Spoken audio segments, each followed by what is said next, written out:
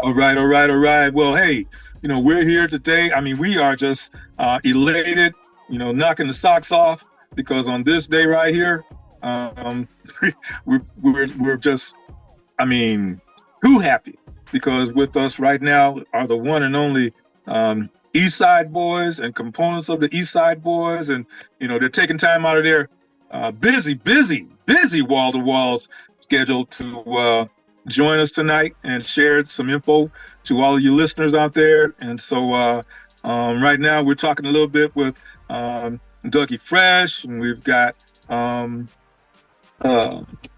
on the line. We've got, who else we got in the house right now? You got them East Side Boyz in the house, man. It's your boy Lil Bo. There you go, Lil Okay. Bo. Boy, Big Sam, man. Big Sam. Big Sam, Lil Bo. Okay. I mean, and it's a real pleasure to have y'all here with us tonight, global. And so we're going to turn it over to Achickwitbeatz. Achickwitbeatz, you got the first question tonight. Oh, wow. I appreciate that. Well, first of all, I just want to start off by saying thanks for being here. We really appreciate you. Like Breezy said, taking some time out of your schedule. But can you give us like a little background, like behind the scenes, like what kind of sparked your love for music individually before you actually like really got into it the way that you are now? Well, me personally, Big Sam, I used to DJ, so DJing would really spark my enthusiasm on the music. Okay. Yeah, your boy Lil Bo. I used to I was in college. I used to come home and hang out with Big Sam. Like he said, he was DJing and you know what I'm saying, just going to parties with him back to back to back. You know what I'm saying? And that's just the way I fell into the music. Hey, that's what's up. Okay. Dougie Fresh, what about you? Oh man, I've been in this game 39 years. I got into it actually when I was 13 in Miami. I'm from Miami, Florida. So I got into it fooling around with Luke. Well, actually being Luke's competition. I was a DJ for this DJ group called Galaxy DJs. And before Luke was Two Live Crew, Luke the camera, he was ghetto style DJs. So him and my cousin, they would battle each other on at African Square Park, across street from the Pokemon Projects. So I kind of like Sam, Big Sam. I kind of fell into it, being a DJ. You know what I'm saying? And then I just, I wrote a rap when I was probably 14, and did it at a I think it was a cafeteria. We did a cafeteria in a high school part, a middle school part in the cafeteria, and I rapped, and I was sweating like a mother. I was tired. I realized then, that's not for me. So then I end up fast forwarding it, becoming the manager, and I kind of been in it that way. But that rapping, getting on that stage and all that wasn't for me. That wasn't for me. Okay. So then at what point did it hit y'all that, hey, we got a little something going on here? Let's keep this rolling and develop it a little bit more and just keep pushing. So, did y'all, is that how y'all felt at the beginning, or share that with our listeners? Well, after we did Who You With, it was, the label said they wanted to do an album. So from there on, it was like, man, these people loving the music, so we're gonna keep it going. We're gonna keep pushing till they don't like it no more. Okay. So now, tell our listeners a little bit about, we see you got your gas can there. So, how did Gas Can Shouty start? That nickname. Shoot, man, it's a nickname I gave myself. The gas can came about. So one day we was in Daytona for the Black Spring Break. Seen these three dudes walking down the street drinking out of a gas can while we was sitting in traffic. I hopped out the tour bus and ran into the little store and grabbed the gas can, man. Been drinking out of here since. So you're on a real with that then, huh? Yeah, since 2002. That's a heck of a trademark right there, man. I'm feeling that. Achickwitbeatz, what you got? Yeah, loving the story behind it too. So since all you mentioned DJing is kind of like what sparked your love for it, do you have like any special DJs that like made your top favorite list if you could choose one? Shoot, my top favorite DJ was Jazzy Jeff. You know what I'm saying? And Jam Master Jay and Kid Capri. They were my top DJs. Okay. Yeah, Kid Capri was mine. I kind of watched Kid Capri for years, and he was amazing. You know, he was the way his technique was amazing. The way he DJ'd, the way he talked on the mic. So I talked on the mic like I didn't need a host to do my party. I did to play the music and talk to the microphone. So you know, I kept the crowd. I was crowd control. So Kid Capri kind of was one of mine also. Okay. Yeah, that's deep right there. That's really deep right there. So as time started going by, you know, and y'all saw that, hey, you know, this right here, hey, you know, let's keep this rolling. I mean, so, you know, were you traveling or were you, you know, in Miami, or, you know, how was that flowing going when you realized, hey, this right here, we gotta bump this and we gotta just roll with this? I moved. My mom and dad separated, so that's how I ended up getting to Georgia. And we had like, you know, in Miami we had like 30 speakers, you know, 20 amplifiers. Like we had a big system in Miami.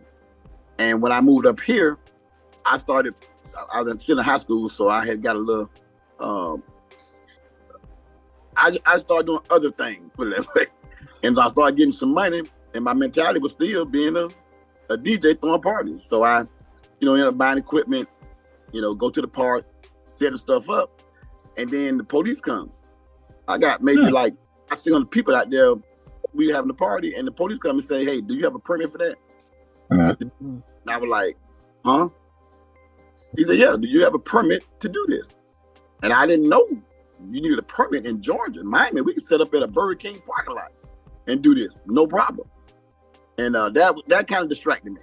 That kind of said, you know what, Georgia ain't on what Miami on. So I kind of drifted away from DJing and end up met this guy named Lil Nasty, named Duval, but they call him, his nickname Lil Nasty, stayed in Lil Nasty. And I used to hang in Born Home. I done Bankhead, hanging Born Home. Bankhead. Yeah, that's what they were from. They were from Bankhead, Born Home. I had to hang out there and end up running to Lil Nasty. And he was in this group called The Crowd Pleasers. And they had a little song they just did called Bet You Won't Get Crunk. And I had ended up getting to know a lot of people in the music business up here. So Nasty was like, hey man, we need a manager. And I'm like, man, I kind of knew Nasty from hanging in apartments, and my soon to be kid's mom. And I ain't even met her then, but I just see her in the apartment. And Nasty asked me, hey man, we need a manager, man. We dance for Outkast and you know, he was just selling me a bunch of stuff. I'm like, all right, I'll check it out. So I went to a show with Outkast, and they were dancers. And I'm like, well, I don't need to manage y'all dancing. I mean, I don't, y'all dancers. He said, no, but we're a group too.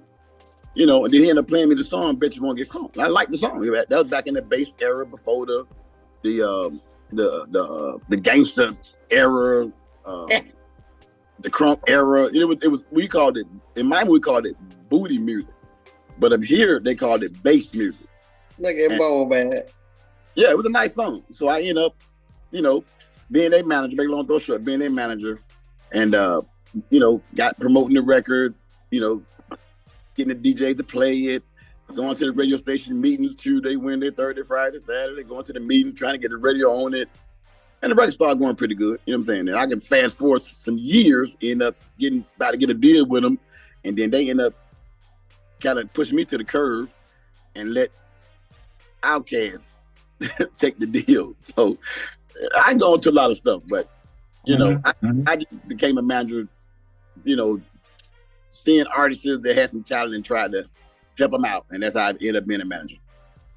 Okay. Well, hey, you know, helping people, man, helping people gets you a whole lot further in the long run than, you know, going for broke, going for yourself, you know, kicking people to the curb. So, you know, I mean, here it is these years later, man, you still rolling, you know, and it's probably because of the folks you helped along the way. You think? Yes, I helped a lot of people, and no, I helped a lot of people and they turned their back on me. Oh, now, yeah. I done dealt with probably in my, 30 years, all the groups I done helped with, I can just say maybe that stayed humble, stayed loyal, stayed true to the games, honored their word, was 2 groups out of probably 20. 2 of them have actually stayed their word and did everything they supposed to do. You know, I don't got groups to the door. Several groups to the door, ready to sign a contract, and the groups go back on their word and mess it up. Wow. I'm really particular who I fool with now. Like, I got people blow my phone every day. Uncle Doug, man, come on, help me out. And now I'm really particular who I fool with. I don't just fool with every anybody. Now I'm really, if I mess with you, you can best believe I really feel that you got it, that you can do it, your mentality right, your loyalty right, your honesty right. If I don't feel it, if the spirit don't let me know that, I won't fool with you. Okay. Well, Achickwitbeatz, what you got? Man, I just, all the wealth of information and knowledge and experience that you just shared, just grateful for you taking the time out to kind of explain some stuff like that. Because one of the questions that we typically ask is, if you have any advice to any up and coming musicians. And so, I'd like to ask the others the same question, kind of how you just kind of broke into that a little bit. Like, what advice do you have for somebody looking for the longevity that you've been able to sustain with your career? Well, my whole thing, man, I'm saying, I would tell you, make sure you get your paperwork straight. As long as you got that paperwork straight, can't nobody do you wrong. Cause they don't want to go to court. Right, you take them to court with that paperwork straight, they done lost already. Yeah. That's about right, buddy. So now a couple of the other East Side Boyz have joined in. Who we got in the group with us right now that wasn't here at the beginning? Want to say, hey, what's up? I don't know how to do it. Well, just introduce yourself and just say, hey, just let us know, who you are and, what role you play with the East Side Boyz. He's Big Al with Day One Management, the other manager for the East Side Boyz, and along with Done That Records. Okay. That's more like my brains. I'm the one that run around like a chicken with the head cut off. Yeah. And he that handled the important business paperwork. If you can't find me, you can find him. You can't find him, you can find me. So we work hand in hand, team to team. Bonnie and Clyde. we trying to do something that probably haven't been done. If I can think about it back in my past, we trying to bring the East Side Boyz back to a point to where, because I don't want to go into full detail, but they played a major part in Crunk history, and we feel that they haven't got their just due. I don't want to go into full detail, but we feel that they haven't got their just due. So we doing anything possible to get these boys their recognition, their flowers, because certain people getting their flowers, get all the credit. But if you get behind the scenes and get deep into the story, you realize that these boys played a major part in a certain person being where he is. They played a part, and they are not getting their just due. We'll see. We're all behind you, man. We're gonna do everything we can to get you pushed up, man. So, with a passion. So, for many, many different reasons. And, we are overjoyed, like we said in the beginning, that you just took time to chat with us. So now, as we fast forward up until now, okay, share with our listeners, are you working on something new? You mentioned earlier about a possible tour and everything coming together. So tell our listeners what you're on right now here today.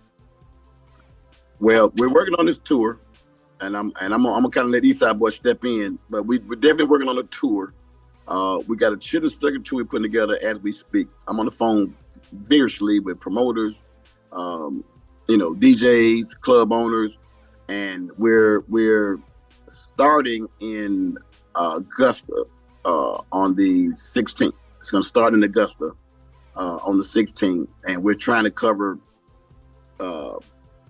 anywhere from Atlanta because we're trying to hope the song virus out. We don't want to run to Chicago, New York, LA right now.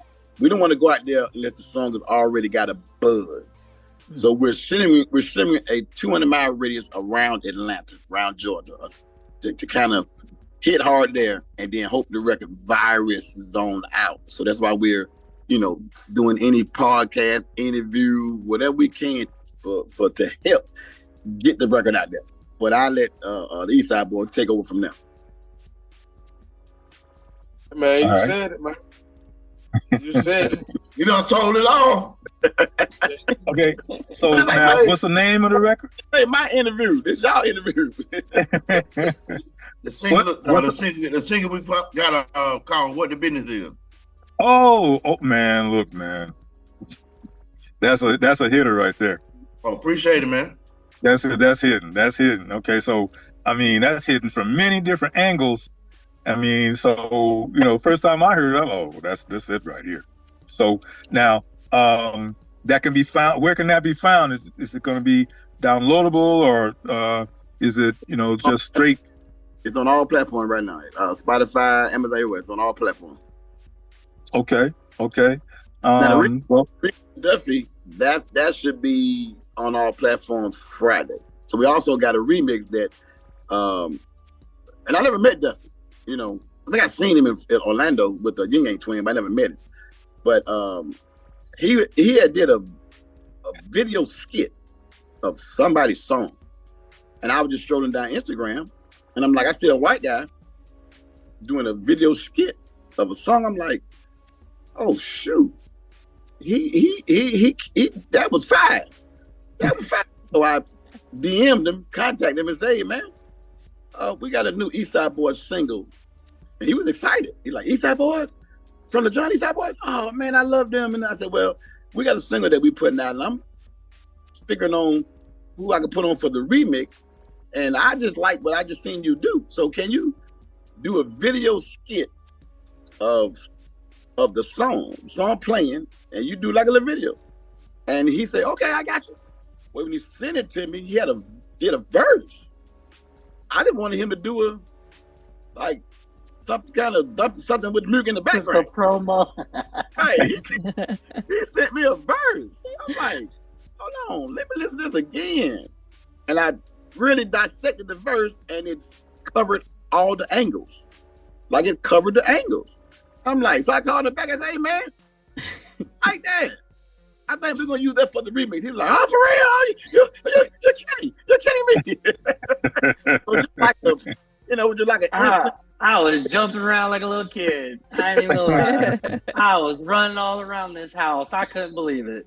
I listened to the boys, and they said they liked it. I'm like, well, hey, here go the remix.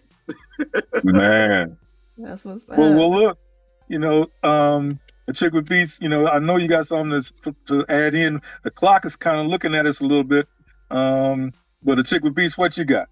Man, I just want to say, while we were talking about giving flowers, I'd like to give you flowers for what you guys have done as far as ushering that in. And especially right now, I feel like that element is missing in so much music. So I believe we talked about that when Duffy was on. So, just thank you for doing what you do and recognizing that, something needs to change. So I'm glad that y'all, still working hard and still keeping up the energy. Because now I can remember, ATL, hey, 15, 20 years ago, 25, man, you look, that was like a bounce that was just, oh man, Freaknik and all of that. I mean, there was, hey, you know what? There was a lot of music coming through. Okay. And it's gotten canned now. Okay. And the real music has been, kind of pushed to the side, and y'all bringing it right back out to the front. So, and that's all good, I think. So, we'll be doing everything we can to push you. So you say you got something coming up. You let our listeners know one last time. You got something coming up on the 16th? Yeah, Augusta, Georgia. It kicks off on in Augusta, Georgia on the 16th. Matter of fact, we even got the Southern Players. They want to jump on it. They did that song, Dickie Ride, Dickie Ride. I remember that. Yeah. So we trying to get the party era back in. And East Side Boy new single with the business is. It also featuring Dave. Well, let me let the East Side Boy talk, because this day interview, y'all got me just running my. You know, so long. We good. That's why I try to don't really talk a lot.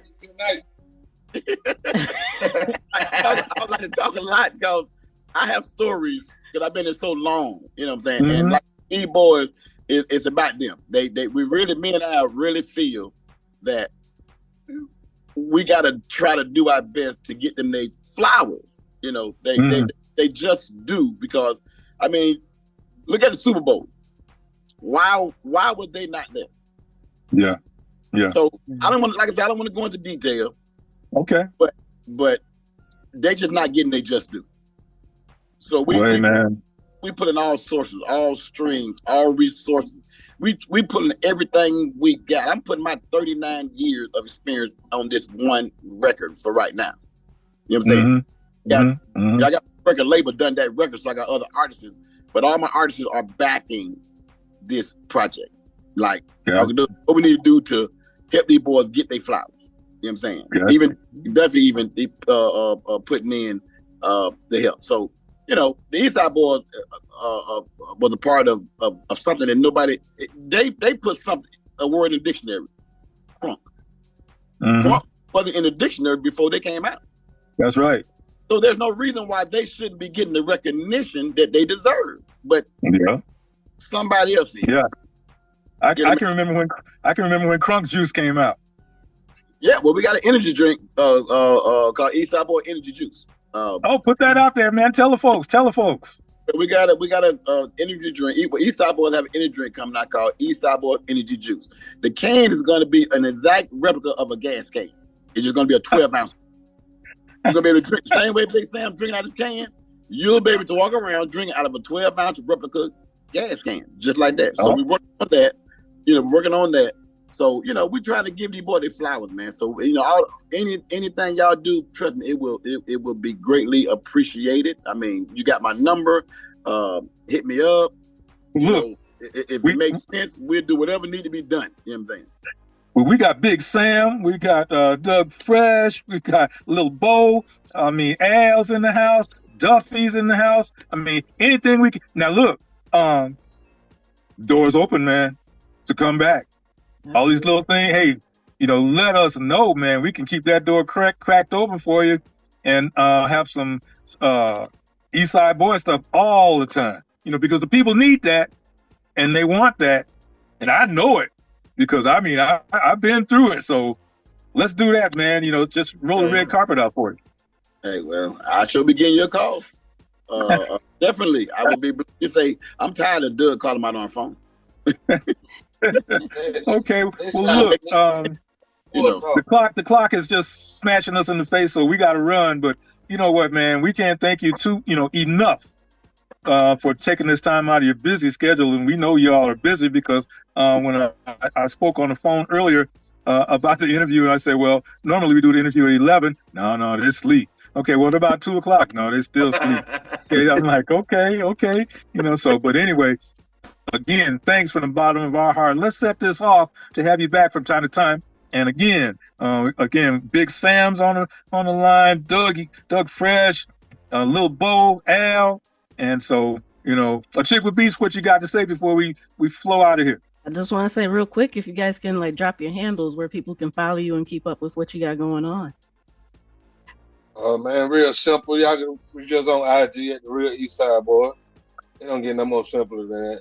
Right. Okay, got you. All right. Well, look, man, stay in the road, keep pushing, push hard. Okay, Augusta doesn't know what it's ready for. I mean, what's coming, so they got to get ready because they gonna know when we leave, man. Okay. Well, look, man, we're gonna flow out of here, and thank you so much for all of you taking the time. Thank you, man. And that door is open. little Bo, that door is gonna be open, man. So we waiting on you. Okay, we gonna open it up. We coming. Okay. All right, man. Take care. Take care and stay in the road. All right. All right. Appreciate it, guys. Bye. Bye. All right, that does it for this.